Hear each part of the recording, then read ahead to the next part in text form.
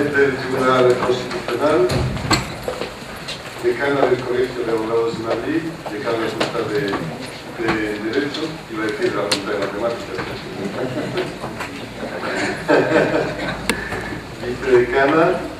vicedecanas, el coordinador del máster, profesores, estudiantes, miembros del personal de administración y servicio, bienvenidos a todos esta tarde a esta sala para la sesión inaugural del segundo curso del máster de la abogacía. Sin más, hablaré unas palabras al final. Sin más, voy a ceder la palabra al decano de la Facultad de Derecho, Raúl Canosa, quien nos dirigirá unas palabras. Con la que colaboramos estrechamente, le agradezco públicamente esa colaboración. También al señor rector de la Universidad Complutense por su compañía y por el mucho apoyo que nos ha prestado, y estoy seguro que nos va a prestar de forma creciente para poder hacer de este máster de la abogacía una referencia en acceso a la profesión de abogado en España. También, por supuesto, a quienes están aquí presentes, distinguidos en muchos despachos de abogados que colaboran con nosotros. Obviamente también a los profesores, a los departamentos que han hecho posible que emprendamos esta aventura. Esperemos que tenga mucha aventura en el porvenir. También, desde luego, quiero agradecer, y va a ser fundamentalmente el sentido de mi intervención, a quienes en el equipo de canal, en las coordinaciones, en el consejo académico de este máster que forman abogados muy prestigiosos, que también son profesores de la facultad. A todos ellos, muchísimas gracias. También a nuestros adscritos, como el INSE, que nos va a ayudar en que nuestro máster pues, tenga las mejores prácticas posibles para nuestros alumnos. Y por supuesto también, y fundamentalmente, a los alumnos de este máster, en buena parte que fueron alumnos nuestros de grado, que significa que no deberían estar tan descontentos cuando decidieron, pudiendo no hacerlo, seguir con nosotros, cursando y completando su formación para ejercer con provecho la abogacía en su carrera profesional. A todos, pues, muchísimas gracias de corazón, porque el máster de la abogacía va a ser, lo está siendo ya en todas las universidades españolas, el curso de distinción, lo que va a diferenciar a unas facultades de otras. Los que sean mejores lo serán, fundamentalmente porque, además de algunos grados, de algunos másteres de investigación, serán capaces de dar el mejor máster, competir para dar el mejor máster, para ofrecer el mejor máster de acceso a la abogacía. Es curiosa la situación española. Hemos pasado de ser el único país europeo, un país europeo importante, en el que el acceso a la abogacía era extraordinariamente sencillo, porque no había sino que acabar la última de las asignaturas de la licenciatura para poder inscribirse en el colegio de abogados, a ser uno de los que a priori parece más difícil, puesto que hay que superar un largo máster de 90 créditos, año y medio, y posteriormente un examen profesional. Todavía vivimos, como en los años anteriores, en la constante incertidumbre. Es muy entretenido, aunque no siempre divertido, tener que soportar los cambios legislativos, los cambios de orientación, para que las cosas acaben quedando, no sé si razonablemente bien, porque como saben ustedes, todavía hay incertidumbre a propósito del alcance, del contenido, de la prueba de acceso que organiza el gobierno. No obstante, estamos los decanos de las facultades de Derecho alerta para, en permanente interlocución con las autoridades gubernamentales, tratar de orientar esa prueba que en los términos en los que se ha celebrado este año pues no ha sido satisfactoria. Esperemos que ya nuestros alumnos, cuando tengan que hacer el próximo examen, pues ese examen se acomode a las expectativas que se habían creado al respecto, y en función del cual estábamos trabajando las universidades para ofrecer a los alumnos la formación adecuada para que pudieran superar ese examen y ejercer la abogacía con posterioridad. Es importantísimo para esta facultad no desaprovechar la oportunidad que se le brinda de poder conectar con la sociedad, especialmente con los operadores jurídicos. No sé si siempre estuvimos alertas, nos abrimos como debíamos, pero en todo caso esta es una extraordinaria oportunidad para esta facultad. Colaborar con los despachos de abogados para que la formación que damos a nuestros alumnos sea realmente útil. Ni el equipo de Canal, que trabaja muy intensamente, quiero destacar desde luego a la vicedecana de posgrado, al anterior vicedecano de posgrado que nos acompaña, el profesor José Luis Colino, y por supuesto al profesor Alfredo Muñoz, cuyo denodado esfuerzo ha servido con la colaboración de todos para poner en marcha este máster. Pero es muy importante, y apelo a los despachos de abogados que nos ayudan y que nos ayudarán muchos despachos, los más importantes despachos, algunos están aquí representados y agradezco mucho su presencia, para que colaboren estrechamente con nosotros. Nuestro interés es que ni ellos, ni nosotros, ni por supuesto nuestros alumnos perdamos ni un minuto en una formación que no interesa, que no es útil. Ese es nuestro principal objetivo. Para eso necesitamos medios, necesitamos la colaboración de esos despachos porque a veces los medios carecemos de ellos y desde luego no nos podemos quejar. Los despachos de abogados directamente o a través del colegio de abogados se han puesto a nuestra disposición, participan como profesores en nuestro máster, al margen de que algunos abogados estén contratados como profesores asociados o que algunos de nuestros catedráticos y profesores sean también abogados en ejercicio, pero esa colaboración es indispensable y queremos profundizarla. Que quede de este máster esa colaboración estrecha con los despachos de abogados. Ese es nuestro interés y para ello necesitamos medios también de la universidad, que estoy seguro que vamos a contar con ellos, para hacer del máster de la Facultad de Derecho de la Universidad Complutense, que ustedes han escogido, que ustedes alumnos han escogido, el mejor y además no el menos caro, porque hay otros másteres ciertamente mucho más caros, pero si alguno tiene que ser económico, a mi juicio, en una universidad pública, debe ser un máster profesionalizante como este. Así que termino como empecé, agradeciendo a todos su presencia aquí y desde luego emplazándoles para que sigan colaborando con esta facultad, para que el máster de acceso que aquí, en estas aulas de la Universidad Complutense de Madrid se imparte, sea el mejor entre todos los posibles. Muchísimas gracias.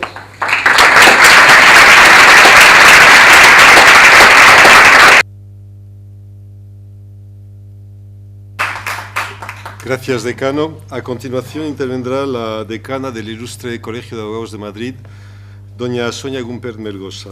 Decana, tiene la palabra. Muchas gracias. Buenas tardes, rector, presidente del Tribunal Constitucional, decano de la Facultad de Derecho, vicedecanas y coordinador. Muchas gracias por la invitación que me cursáis y tengo que deciros, antes de cualquier consideración, que de verdad es un honor para mí estar hoy aquí entre vosotros en el campus de esta Facultad de Derecho. Yo fui estudiante en la Universidad Autónoma, pero tengo que rendir público homenaje a esta Universidad Complutense porque es la más antigua de Madrid, porque desde su fundación en 1822 y hasta hoy es referencia para todas las demás universidades, para las públicas y las privadas, porque como todos sabéis, en este campus de Moncloa, ha sido escenario directo y protagonista de la defensa y la lucha por las libertades democráticas en momentos históricos de singular trascendencia. En la defensa de Madrid durante la Guerra Civil y también fue epicentro de la lucha estudiantil contra la dictadura que conquistó con las demás fuerzas democráticas del país la proclamación de nuestra Constitución. También es la facultad más prestigiosa por muchos motivos y singularmente porque cuenta entre sus filas estudiantiles y docentes con nada más y nada menos que 7 premios Nobel y además por su consolidada excelencia y marcada vocación internacional. No en vano, los cursos de verano de San Lorenzo del Escorial convocan a miles de estudiantes, catedráticos, profesores y personajes relevantes de todos los ámbitos de la ciencia, las artes y la cultura.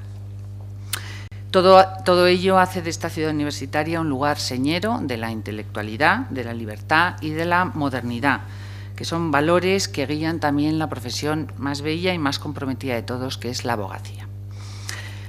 Hoy arranca, o ha arrancado el día 22, según me confirma la vicedecana, la segunda edición del Máster Universitario de Acceso a la Profesión de Abogado de la Universidad Complutense, y esto es un motivo de alegría para nuestra profesión.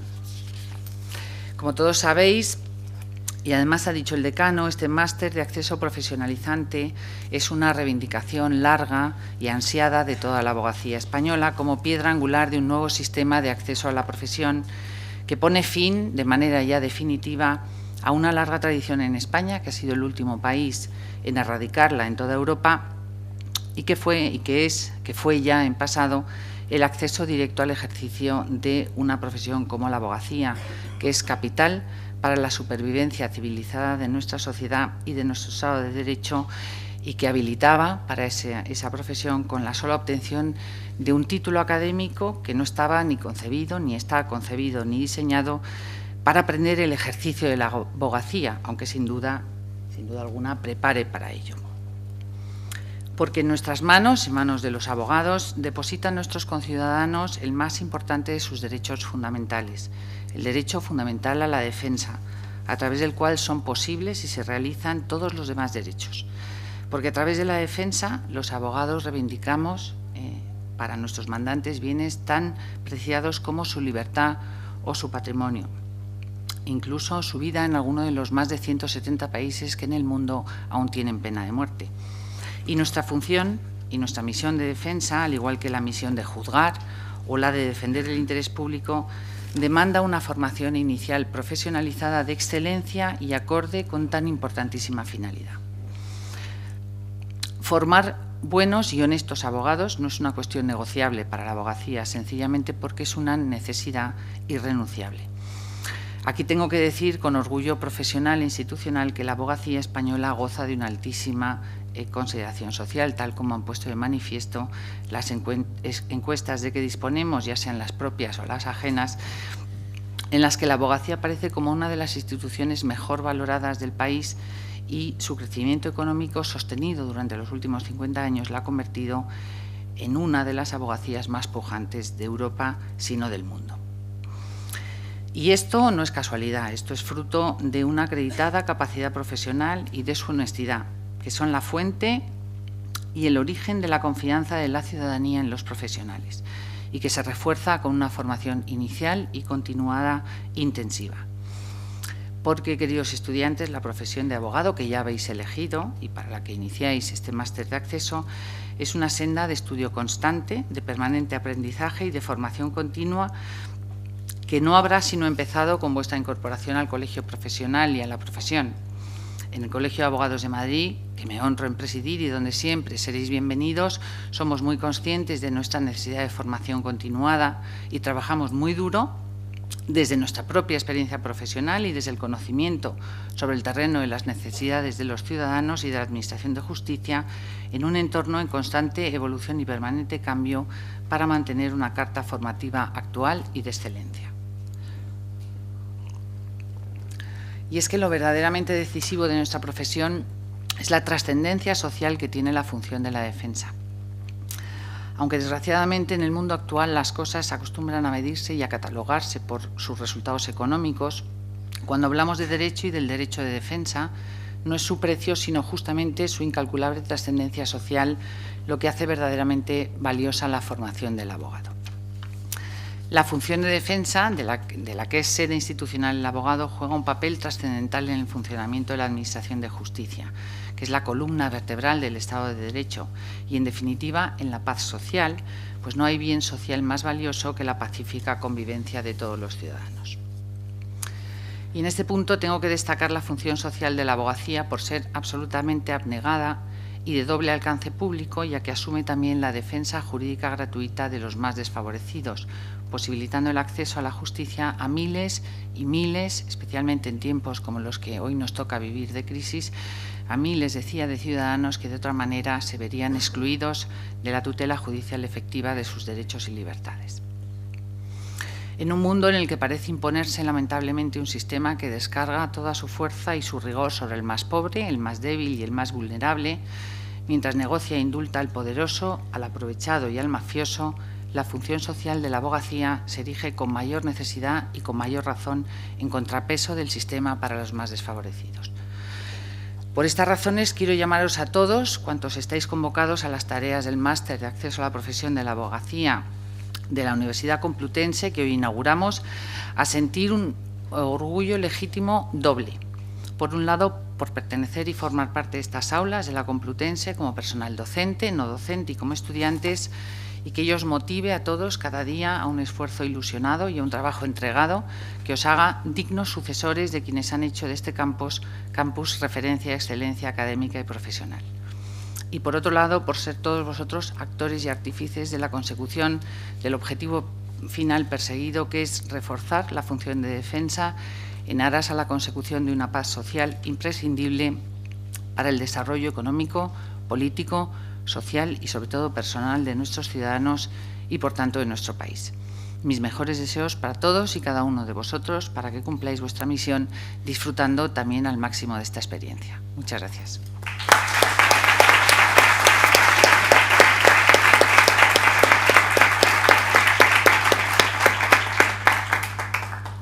Gracias, decana. A continuación intervendrá el presidente del Tribunal Constitucional, don Francisco Pérez de los Cobos, quien impartirá la lección. Voy a agradecer al decano de la Facultad de Derecho, a mi decano, al profesor Raúl Canosa, el honor que me ha hecho al invitarme a pronunciar esta lección inaugural del Máster de Acceso a la Abogacía. Una invitación que me permite volver a casa y reencontrarme con compañeros y amigos. Como tema de disertación para esta tarde he elegido uno que cuadra con mi actual condición de presidente del Tribunal Constitucional, pero también con mi sensibilidad como jurista, pues creo que la tecnificación de la interpretación jurídica es una cuestión capital en la evolución del derecho. Si me permiten una confesión, les diré que cuando fui elegido magistrado del Tribunal Constitucional, estaba enfrascado en la redacción de un libro sobre la interpretación del derecho del trabajo, al que pienso volver cuando vuelva a esta mi casa. Pudiera quizá reprochárseme la elección de un tema exquisitamente teórico para la inauguración de un máster profesional, pero creo que la dimensión profesional de la Constitución en el ejercicio de la abogacía es cada día más relevante, y esta relevancia coexiste con carencias formativas de calado que sería necesario remediar. La interpretación de la Constitución no es solo una cuestión clave en la teoría general del derecho, sino también, como ha señalado Rubio Llorente, un problema central de la teoría del Estado, porque la Constitución no es solo un texto normativo de singular complejidad hermenéutica, sino un texto que tiene el carácter de pacto fundacional, que ocupa la posición de cabecera del ordenamiento jurídico y que nace llamado a desplegar un decisivo influjo en la interpretación de todo el sistema normativo y del alcance de los distintos poderes del Estado. El problema de la interpretación constitucional es un problema relativamente reciente, porque hasta hace poco las constituciones se consideraban documentos puramente políticos cuya interpretación y desarrollo correspondía en exclusiva al legislador. En este sentido, ha podido afirmarse que prácticamente hasta los años 50 el derecho constitucional ha sido un derecho sin interpretación, pues solo cuando se afirma el valor jurídico de la Constitución, cuando la Constitución se concibe inequívocamente como una norma jurídica, aparece el problema de la interpretación de la Constitución. El carácter normativo de nuestra Carta Fundamental es incuestionable. Lo proclama el propio texto constitucional en el artículo 9.1 de la Carta Fundamental, cuando dice que los ciudadanos y los poderes públicos están sujetos a la Constitución y al resto del ordenamiento jurídico, pero también cuando prevé los mecanismos de control de constitucionalidad y señaladamente la existencia del Tribunal Constitucional como intérprete supremo de la Constitución. Pues bien, siendo nuestra Constitución una norma, es indudable que la interpretación que de la misma han de llevar a cabo los órganos de naturaleza jurisdiccional y, en primer lugar, el Tribunal Constitucional, es una interpretación jurídica, es decir, una interpretación apoyada, justificada y encauzada por la técnica jurídica, realizada conforme a los modos, a las reglas, al esquema argumental propio y específico del razonamiento jurídico. El gran interrogante que, llegados a este punto, debemos plantearnos es el siguiente. ¿Es la teoría general de la interpretación, y en particular los cánones hermenéuticos clásicos de Savigny, aplicables a la interpretación de la Constitución? ¿O es necesaria la elaboración de una teoría específica de la interpretación constitucional? Vaya por delante la obviedad de que la interpretación constitucional es una modalidad de la interpretación jurídica y, por tanto, muchas de las características y de las limitaciones de esta son predicables de aquella. Pero no menos evidente parece que tanto las peculiaridades de la norma constitucional como la singularidad de los órganos que están llamados a controlar la constitucionalidad, como, en fin, el modo de ejercicio por parte de estos de su jurisdicción, exigen matizaciones muy relevantes de la teoría de la interpretación. Las singularidades de la Constitución, como norma jurídica, son, creo, consecuencia de la finalidad que le es más propia, que es la de constituir un cauce que canalice y limite el enfrentamiento político en la sociedad, la de determinar un ámbito para la libre acción política. Por ello, como norma jurídica, la Constitución es una norma estructuralmente abierta, carácter abierto que se manifiesta en la morfología de sus preceptos. Las normas constitucionales son, en general, esquemáticas, abstractas, indeterminadas y elásticas. Se adecúan más a la idea de principios que a la idea de reglas y suelen presentarse más como límites que como mandatos. Con mucha frecuencia, la estructura de los preceptos constitucionales está articulada en torno a conceptos jurídicos indeterminados en los que no es reconocible la estructura típica de la norma jurídica, es decir, un supuesto de hecho al que se ligan determinadas consecuencias jurídicas. Las matizaciones de la teoría de la interpretación derivan también, por otra parte, de la singularidad del control de constitucionalidad al que antes aludía. Un control que dista mucho del que ejerce la jurisdicción ordinaria. Lo característico del juez ordinario es lo que se ha llamado la unidad de solución justa, es decir, la exigencia institucional de que, ante un caso concreto, se identifique la interpretación correcta y la única respuesta jurídica. Por el contrario, la función, la misión de la justicia constitucional no es la de precisar la mejor o la única respuesta posible, sino la de indicar qué interpretaciones de la Constitución resultan intolerables.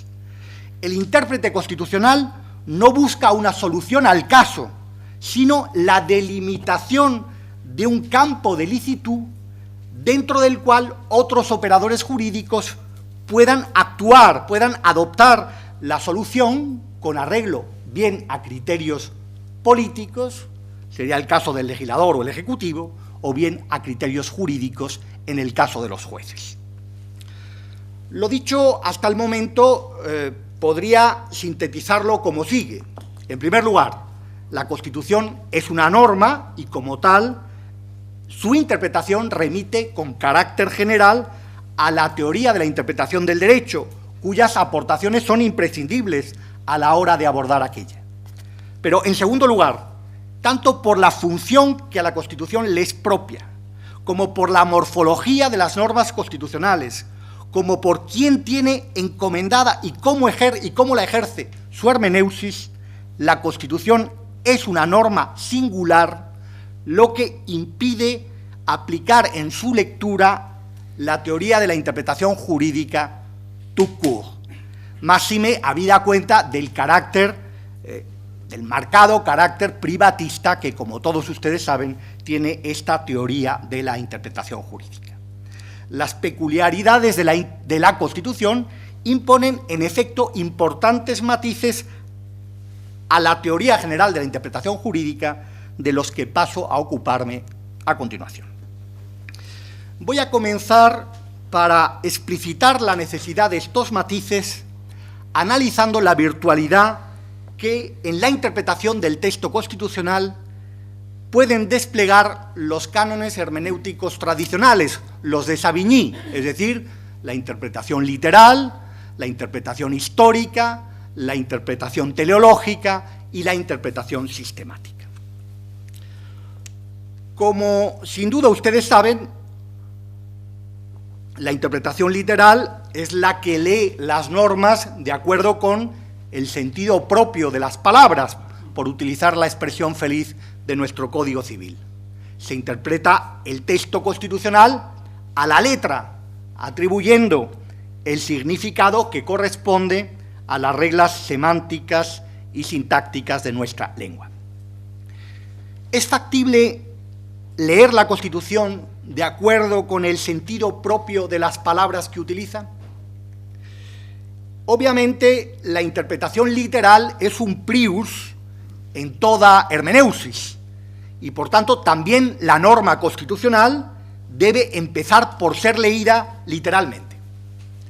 Ahora bien, ¿esa lectura literal de la Constitución es suficiente? A mi juicio, no cabe a este interrogante una respuesta simple, porque la Constitución es un corpus normativo complejo, plural, y esta realidad no puede desconocerse a la hora de abordar esta cuestión. Yo creo que en la interpretación de la parte orgánica de la Constitución, es decir, aquella en la que la Constitución se ocupa de regular los órganos constitucionales y las instituciones del Estado, la interpretación literal no solo es que es factible, sino que además debe ser el canon de interpretación prioritario. Me explico. Cuando el artículo 91 de la Constitución dice: el rey sancionará en el plazo de 15 días las leyes aprobadas por las Cortes y las promulgará y ordenará su inmediata publicación, o cuando el artículo 159.3 de la Constitución dice: los miembros del Tribunal Constitucional serán designados por un periodo de 9 años y se renovarán por terceras partes cada 3,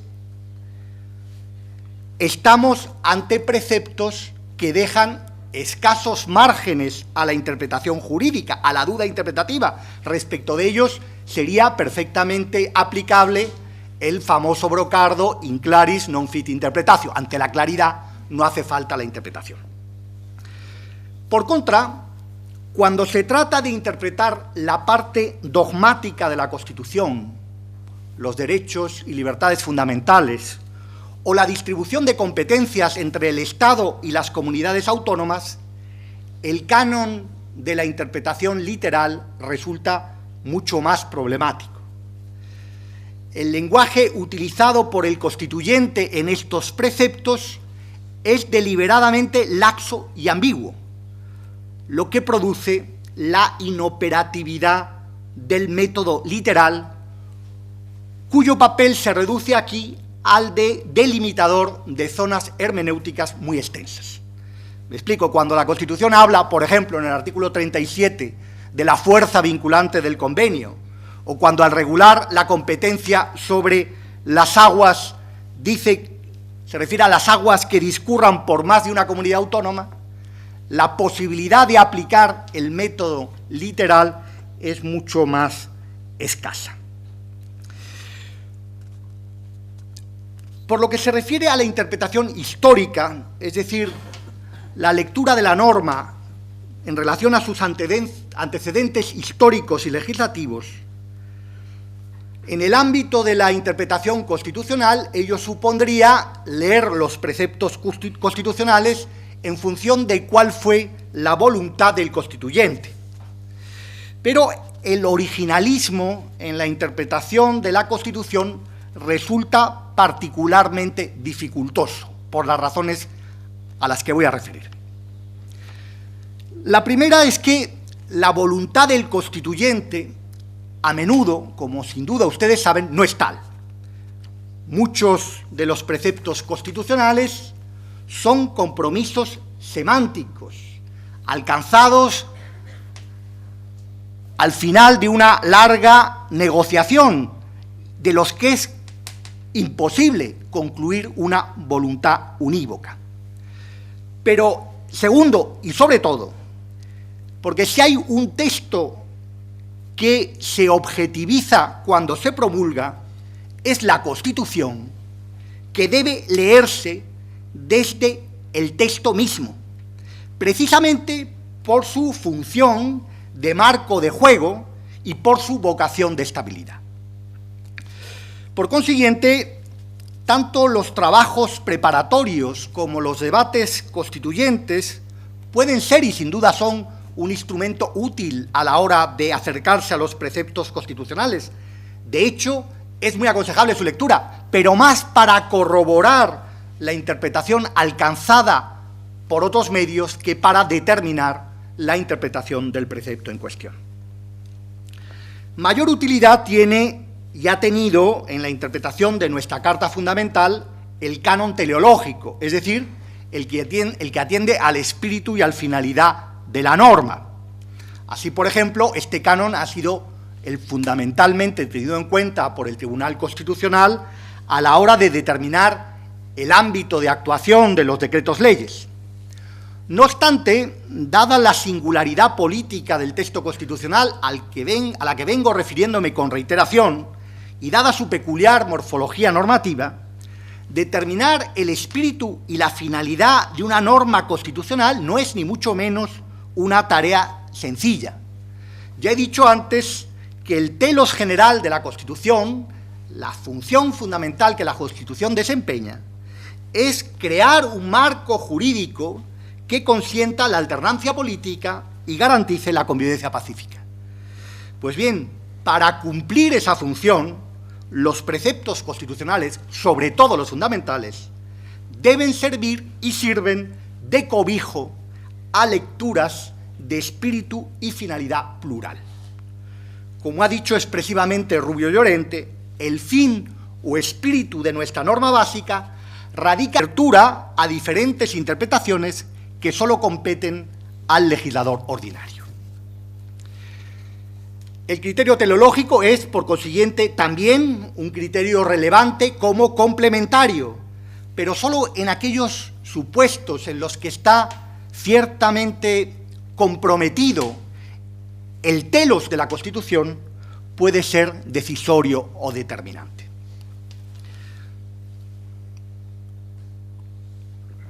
Así las cosas, el único canon de entre los clásicos que se adecúa a la complejidad del texto constitucional, aunque como veremos tampoco parece en sí mismo concluyente, es el canon sistemático, es decir, el que consiste en interpretar la norma en relación con el contexto, partiendo de la unidad de la Constitución y de su coherencia axiológica.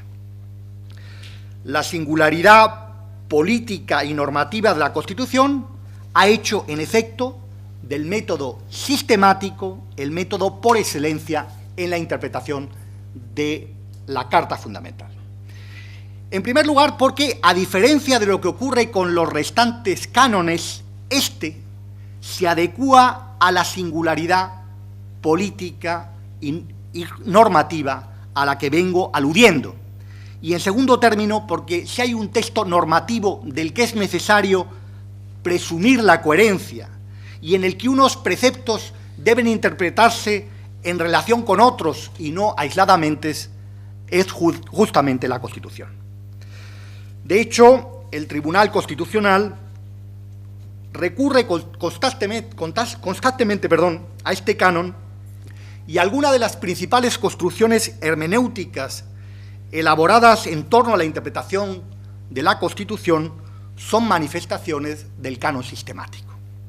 Así, la afirmación del principio de unidad de la Constitución no es sino la afirmación de que todo problema interpretativo ha de partir de la consideración de la Constitución en su conjunto. En términos de nuestro auto 6081, la interpretación de los distintos preceptos constitucionales no puede hacerse aisladamente y desde sí mismos, sino siempre en relación con otros preceptos y con la unidad de la propia Constitución. Engarza asimismo con el método sistemático el llamado principio de optimización, que pretende optimizar el alcance de las normas constitucionales entre las que pueda darse una relación de tensión en la práctica, y que está dando mucho juego, por ejemplo, a la hora de resolver los conflictos de competencia entre las comunidades autónomas y el Estado, pues viene a ser un expediente que sirve para garantizar el pleno desarrollo de los títulos concurrentes en favor de las distintas instancias territoriales. Manifestación también del método sistemático es la ponderación de derechos que utilizamos para resolver los conflictos entre principios o derechos constitucionales, y que consiste en establecer para cada caso concreto, objeto de nuestro enjuiciamiento, la prevalencia de un derecho o de un principio sobre otro en función del distinto peso atribuido a los mismos. Debo subrayar que lo característico de la ponderación constitucional es que es una ponderación móvil. Los tribunales constitucionales, y desde luego el Tribunal Constitucional Español, excluyen por principio los juicios axiológicos, definitivos e inalterables, en función de los derechos en litigio y en función de las circunstancias del caso concreto. Hoy puede prevalecer un derecho o un principio y mañana puede prevalecer otro.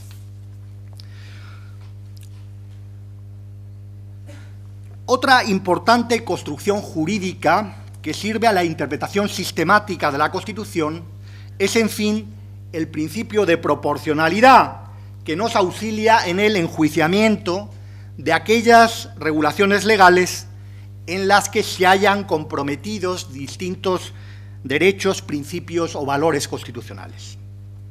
El llamado test alemán, que el Tribunal Constitucional Español ha importado plenamente, comporta un triple canon de control: el de la idoneidad, el de la necesidad y el de la proporcionalidad en sentido estricto de la medida. Con arreglo al primer canon, debe existir una relación de adecuación entre la medida adoptada y el fin constitucionalmente pretendido. Con arreglo al segundo canon, el de la necesidad, la medida debe justificarse desde la perspectiva de la menor lesividad. Y, en fin, el tercer parámetro remite a un juicio de ponderación entre los costes y beneficios de la medida que enjuiciamos. Como ustedes comprenderán, el principio de proporcionalidad constituye una técnica utilísima que favorece la deliberación, que permite una argumentación ordenada y persuasiva y contribuye también a legitimar al Tribunal Constitucional. No obstante, quiero llamarles la atención que en su tercera versión, en el llamado principio de proporcionalidad en sentido estricto, si la técnica no se utiliza con cuidado, puede el tribunal acabar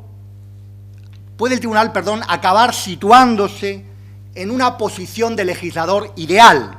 Es decir, puede terminar ejerciendo un control de oportunidad o un control político que no es el que al tribunal le corresponde. Precisamente para conjurar presuntos peligros que tienen algunos de las técnicas a las que he venido haciendo alusión, es utilísima una de las reglas específicas de interpretación de la Constitución que los tribunales constitucionales han elaborado y a la que quisiera pasar a referirme. Se trata de un criterio hermenéutico que está dando mucho juego y que presenta un valor añadido por partir precisamente de esa singularidad política y jurídica que la Constitución como norma tiene. Me refiero al llamado principio de corrección funcional, que impone no desvirtuar la distribución de funciones y el equilibrio entre los poderes del Estado diseñado por la propia Constitución. Es decir, es fundamental a la hora de interpretar la Constitución tener bien presente como presupuesto la distribución de funciones y el equilibrio de poderes que la propia Constitución ha diseñado. Este principio es clave en las relaciones entre el Tribunal Constitucional y el Poder Legislativo, y también es clave en las relaciones entre el Tribunal Constitucional y la jurisprudencia ordinaria, lo que lo convierte en una pauta interpretativa, insisto, de primer orden. En el desarrollo de su irrenunciable tarea de control, tanto del legislador como de la jurisdicción ordinaria, el Tribunal Constitucional debe siempre tener presente la función que la Constitución encomienda a cada poder. Al Tribunal Constitucional no le corresponde ni identificar la solución política más conveniente o más constitucional, ni tampoco identificar la solución correcta para el caso concreto cuando enjuicia un recurso de amparo. Lo que al Tribunal Constitucional le corresponde es única y exclusivamente delimitar el espacio constitucionalmente legítimo en el que pueden operar el legislador, la administración o el órgano judicial. La interpretación de la Constitución que el Tribunal Constitucional realiza está necesariamente presidida por la idea de la autocontención, del self-restraint, de la identificación de aquellas decisiones jurídicas y políticas constitucionalmente intolerables, pero solo de estas. Precisamente por eso, porque este es nuestro modus operandi, nuestra forma de argumentar, si ustedes reparan en cualquiera de nuestras sentencias, no se ajusta a los cánones de la subsunción. Aquí no se trata de identificar una norma en la que cabe el supuesto de hecho, sino que se ajusta a los cánones de la razonabilidad, que deja un margen de apreciación y de decisión en favor de los demás operadores jurídicos, sea el legislativo, sea el ejecutivo o sea el juez. Paradigmático ejemplo de lo que digo es el control que el Tribunal Constitucional ejerce sobre la base del artículo 24 de la Constitución, es decir, el de la adecuación de las resoluciones judiciales a este precepto constitucional, en el que nuestro examen se limita a constatar que se ha respetado el campo de licitud en el que se mueve el juez, sin sustituirlo en la función que el juez tiene constitucionalmente encomendada. El artículo 24 garantiza únicamente una resolución motivada y razonada en derecho, que no incurra en irrazonabilidad, arbitrariedad, error patente o quiebras lógicas en la argumentación. Pero nada más. El tribunal hace un control sobre las resoluciones judiciales de razonabilidad lógica, no de razonabilidad jurídica. Incluso cuando la resolución judicial afecta o puede afectar a un derecho fundamental, sustantivo, en el que el tribunal para enjuiciar el caso utiliza el llamado canon reforzado, es decir, el que deriva del contenido del propio derecho. Ya no nos limitamos a constatar que la resolución judicial sea razonable, sino que además no se haya vulnerado el contenido del derecho.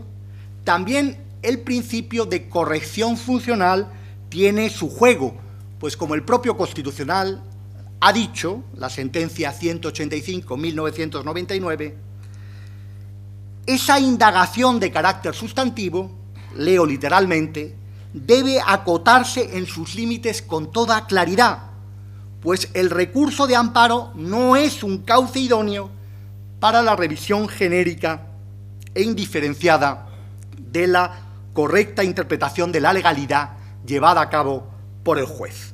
También aquí, en otras palabras, sigue diciendo el tribunal, nuestra tarea es realizar un juicio de constitucionalidad, no un juicio de legalidad.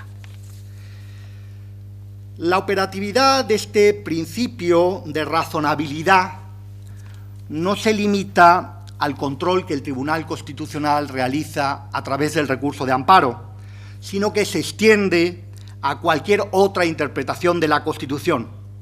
Pero justamente por esa aplicación transversal del principio de razonabilidad se hace necesaria una lectura prudente del mismo, desde el presupuesto de la corrección funcional al que vengo haciendo referencia.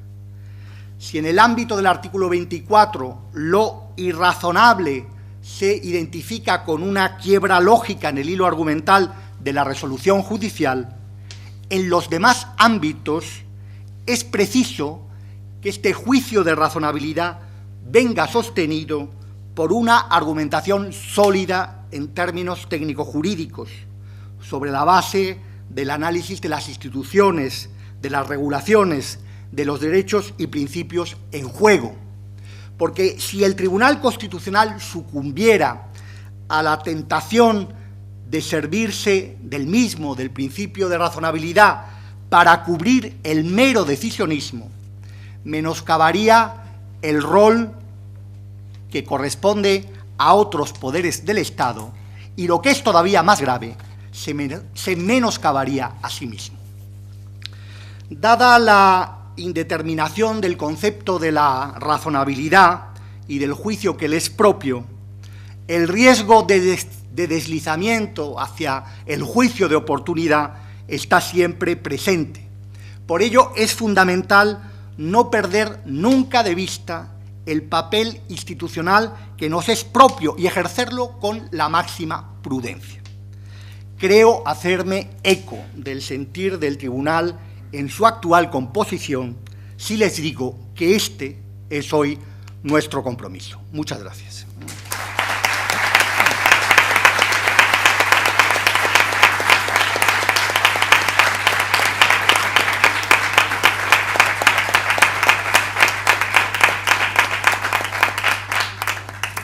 Gracias, presidente. Unas breves palabras para terminar. En primer lugar, saltar una cosa que ya se han dicho, pero que igual tiene interés. Y es que hasta ahora, en efecto, la única salida profesional de los estudiantes de Derecho, sea licenciados o graduados, que no tenía requisitos previos, era precisamente la de abogado, ¿no? Hoy en día, pues, se requiere la superación de este máster que estamos inaugurando hoy. Es un requisito imprescindible para el acceso a la profesión y entendemos que una formación de calidad pues, permite elevar el nivel de los futuros abogados para acercarlos bastante al que tienen otros operadores jurídicos, como pueden ser jueces, abogados del Estado, fiscales, etc.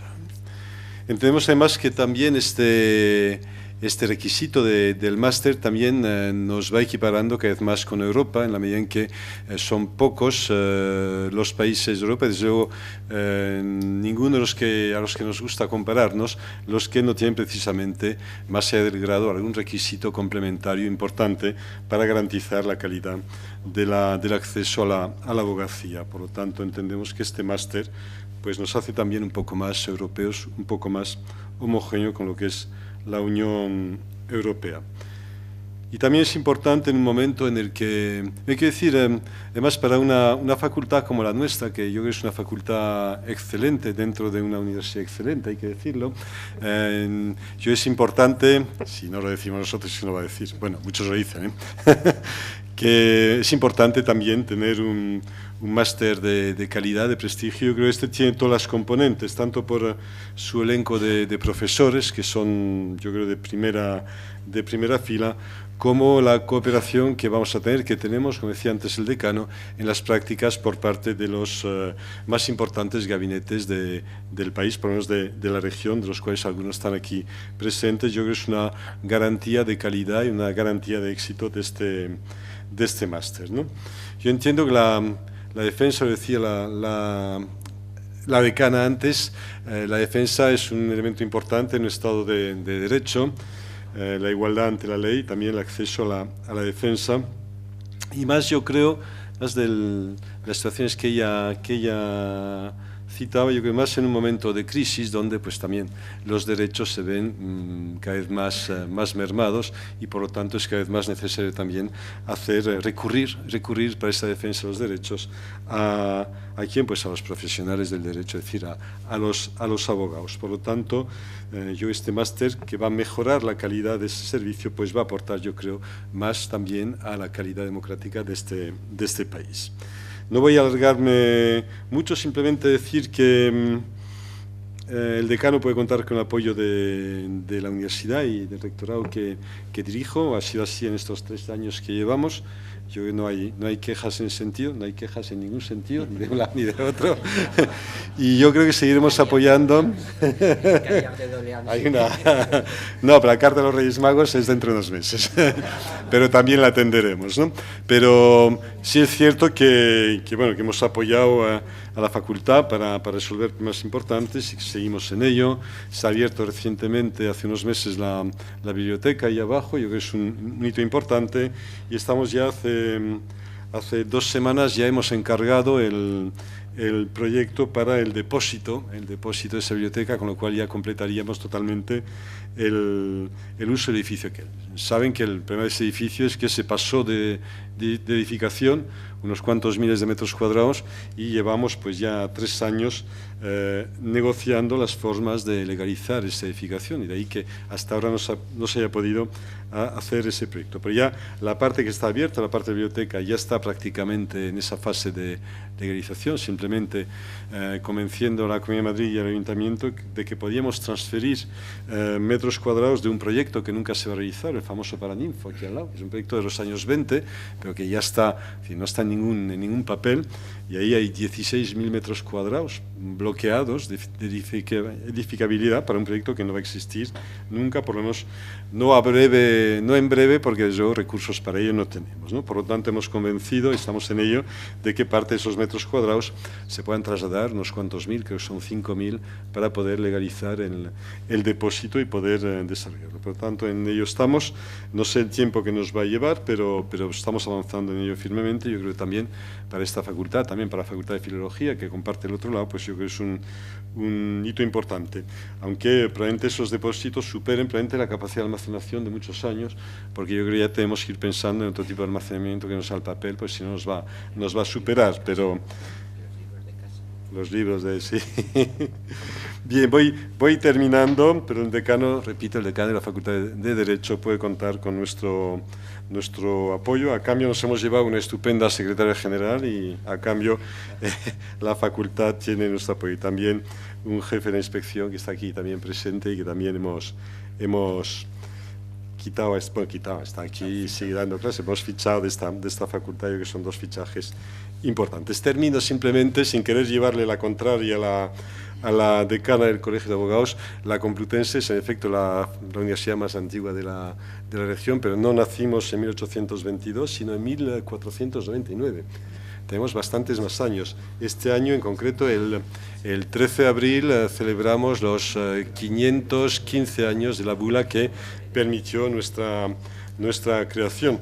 Esta universidad nace en Alcalá, como es conocido, y es en 1836 cuando la regente, pues la reina entonces creo que tiene 10 años y no toma decisiones, la regente, por un decreto, pues transfiere esta universidad de Alcalá, donde tenía ya poco, hasta Madrid, donde Madrid pues ya es una ciudad importante, cosa que no lo era en 1499.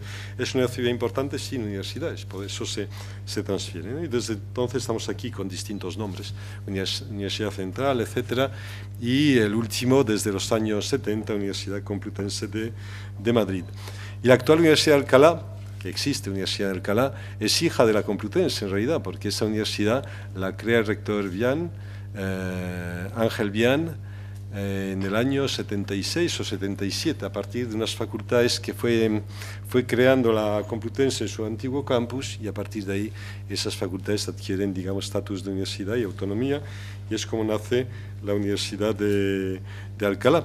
Y bueno, eso nos ha generado algunos conflictos en el pasado. Yo recuerdo cuando era rector, el profesor Puyol, siempre nos decían que había que esconder un magnífico libro que tenemos con el patrimonio de la Complutense, porque cada vez que venía un cargo de Alcalá aquí, pues intentaba hacerse con el libro para ver qué nos podía reclamar precisamente ante los tribunales. Bueno, es una broma, pero llegó la cosa a cierto nivel de tensión en el pasado. Bueno, y todavía si uno mira la página web de la Universidad de Alcalá, todavía hablan de sus 500 años de historia, pero bueno, cada uno es libre de soñar con ello. Nosotros no somos, bueno, las relaciones son muy buenas con Alcalá, no quiero, pero bueno, realmente tenemos 515 años, que son muchos años, que no hacen de nosotros la universidad más antigua del país. La más antigua es Salamanca, que en el 2018 cumplirá 800 años, pero bueno, una de las más antiguas.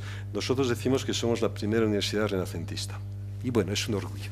Muchas gracias a todos.